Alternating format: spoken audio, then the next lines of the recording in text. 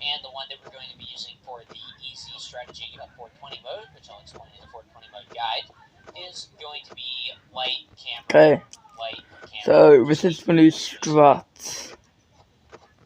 Alright, so we got the strategy down now pretty much. You are going to want to be keeping the camera on the show stage for most of the night, as that will prevent Freddy from moving. The main goal of this night, along with, of course, keeping Bonnie and Chica out with your reflexes, is to ensure that Freddy does not leave the stage and Foxy does not leave Pirate's Cove. If you keep those two locked up, then you should be fine here. You shouldn't run out of power. It should be a pretty easy night overall as long as you stick to the plan. We are going to be checking Pirate's Cove every 1 or 2 hours just to ensure that Foxy has not left. He shouldn't if we're using the strategy, but especially for newer players who may be a little nervous, it's always best to check on him just in case. And another thing that I wanted to talk about, now that we've got the strategy down, is I have talked about a lot, I have talked a lot about AI levels in the past, but I haven't really specified what they mean. So, I can't remember the specific AI levels for this night. I think Foxy's is 6 and Freddy is 4. That's pretty much all I remember. But what I do know is that basically how AI levels work is that every 3 to 5 seconds, depending on the animatronic, with Freddy having the most movement opportunities per minute and Foxy having the least, every 3 to 5 seconds, then an animatronic is going to have a movement opportunity that has a random chance to succeed or fail, and it gets increasingly more likely that it will succeed the higher their AI level is. So if an animatronic's AI level is 1, they only have a 5% chance to move every every movement opportunity. I'm having trouble talking today for some reason. So every movement opportunity, if their AI level is 1, they will only have a 5% chance to succeed. Whereas if their AI level is 20, they have a 100% chance to succeed, and they will move every single time. And the AI system is used throughout every night in the game, not just for... If the video does go corrupt, I probably wouldn't be able to put it back up. So that's a little bit about how AI so sorry about that. Foxy's works I'll just record a little separate video of proving out that I done it. in which his movement opportunities will automatically fail regardless of his AI level or current position. After lowering the camera, he will remain locked for anywhere from, I think, 0.8 I am watching a tutorial on how to do this. to 16 some seconds, and it can literally be any frame in between those. So it is very random indeed on when he actually decides to move and where he actually does move. But by raising the camera constantly, we can virtually keep him locked in place the entire night. We check Pirate's Cove, the curtains are closed, he's not moved at all, every movement opportunity has failed, so the plan is doing its job.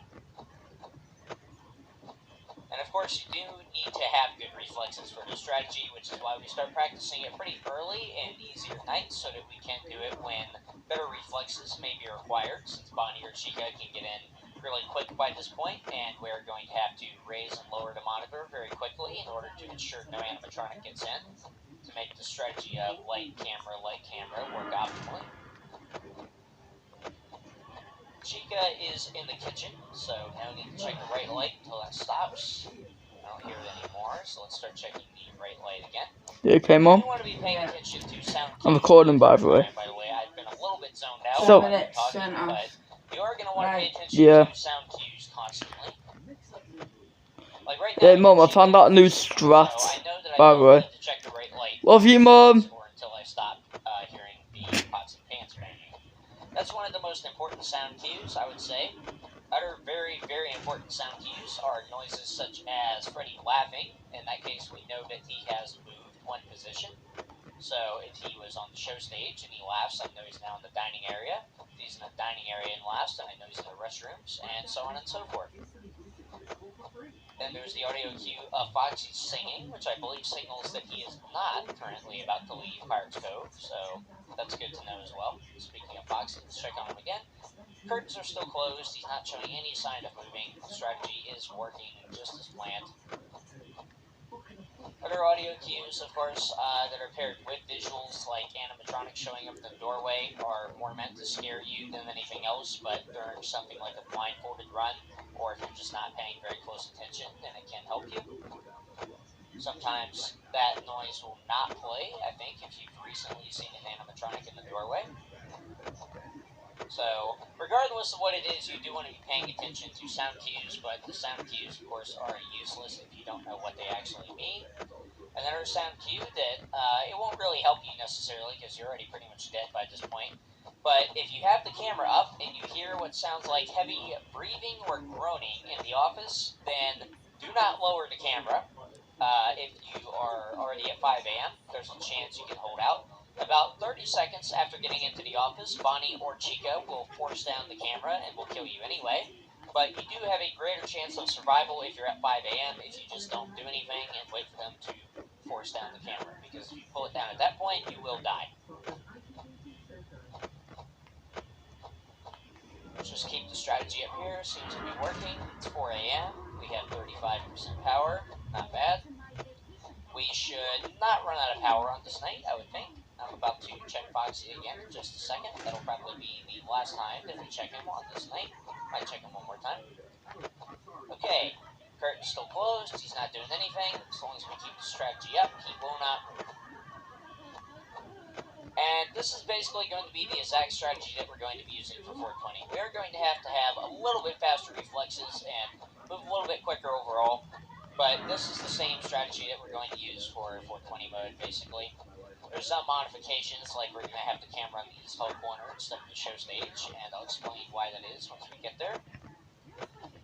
And every time that we check Pirate's Cove, we are also going to have to close the right door. Once again, I'll explain that more in depth once we get to 420 mode. It should only be a few days anyway.